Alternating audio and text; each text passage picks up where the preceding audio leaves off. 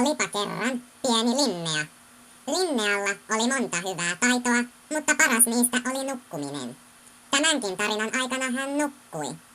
Eräänä yönä Linnea näki unta menninkäisistä.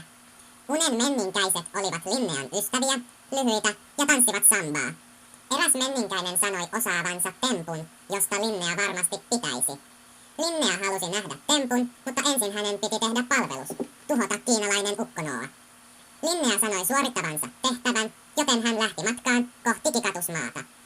Matkan alettua Linnea alkoi kaivata ruokaa, ja samassa hän näki jotain keltaista ja kiiltävää toispuolijokkea. Linnea hiipi puiden varjoon ja keksi mitä tehdä. Hän menee lähemmäs ottamaan selvää. Liikuttuaan eteenpäin hän huomasi, mistä se kiilto johtui. Se oli kiinalainen ukkonoa. Linnea ei voinut olla nauramatta, ja samassa kiinalainen ukkonoa huomasi hänet. Tästä alkoikin takaa-ajo. Kiinalainen ukkonoa juoksi karkuun kirkuen kuin jatshuilu, ja Linnea juoksi biljardikeppiä villisti heilutellen tämän perässä. Hän oli harjoitellut rystylyöntiä, sillä olisi helppo nujertaa kiinalainen ukkonoa. Juuri kun Linnea oli saamaisillaan ukkonoaan kiinni, ilmestyi tämän viereen Jukka-poika ja alkoi paasaamaan väkivallan epäkannattamattomuudesta. Linnealla ei kuitenkaan ollut aikaa jäädä kuuntelemaan valistusta, joten hän heitti Jukka-pojalle vähän rahaa taikasieniin ja jatkoi takaa-ajoa.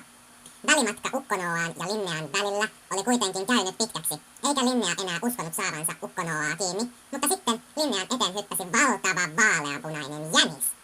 Diplomaattisesti neuvotellen, palkaksi 100 porkkanaa ja täydet oikeudet professori Veetoksen porkkanapellolle, Linnea sai luvan matkustaa valtavan vaaleanpunaisen jäniksen selässä.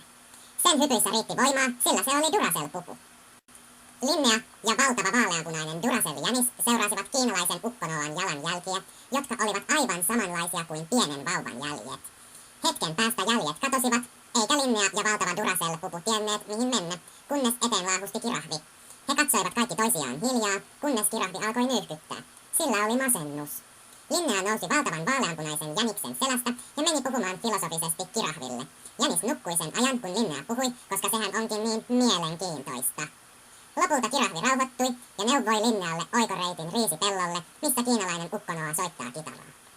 Mutta samalla Linnea huomasi, että Duracell-pupu ei pidä enää ääntä. Hän tajusi, että he olivat hyppineet 70 tuntia putkeen, eikä Duracell-pupu kestä sen enempää.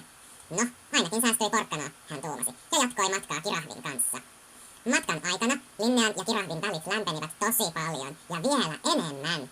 Sen takia Linnean oli pakko pysähtyä puron juureen viilentämään kehoaan ja mieltään. Tauon jälkeen matka jatkui. Edessäpäin häämötti ponien vuoret ja ilma muuttui koleammaksi. Ponien vuorille saavuttuaan Linnea huomasi, että kaikki ponit olivat kuolleet. Hän meni lähemmäs katsomaan, koska kaikki ponit hymyili. Kirahvi alkoi taas nyyhkyttää ja kertoi syyn, miksi ponit hymyili. Jos näkee kiinalaisen ukkonoan, ei voi muuta kuin nauraa ja lopulta kuolee nauruun. Sen takia kirahvi oli säilynyt elossa, masennuksen siis.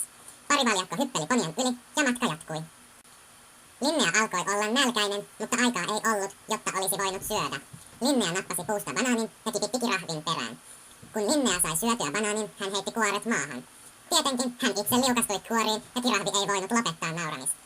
Linnea nousi ylös ja samassa hän huomasi kirahvin suloiset hymykuopat. Linnea lähestyi kirahvia, kiipesi viereiseen puuhun ja suuteli tätä. Ei siitä sen enempää.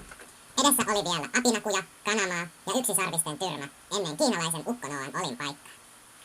Apinakujan värikkäät valot välkkyivät jo horisontissa, mutta matkasta väsynyt kirahvi oli alkanut viiltelemään.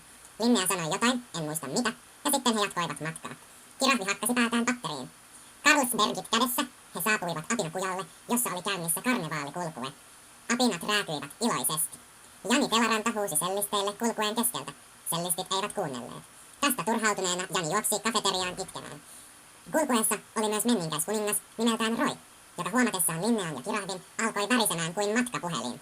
Jalo menninkäiskuningas johdatti parivaljakon apinalauman läpi. Matka jatkui onnellisesti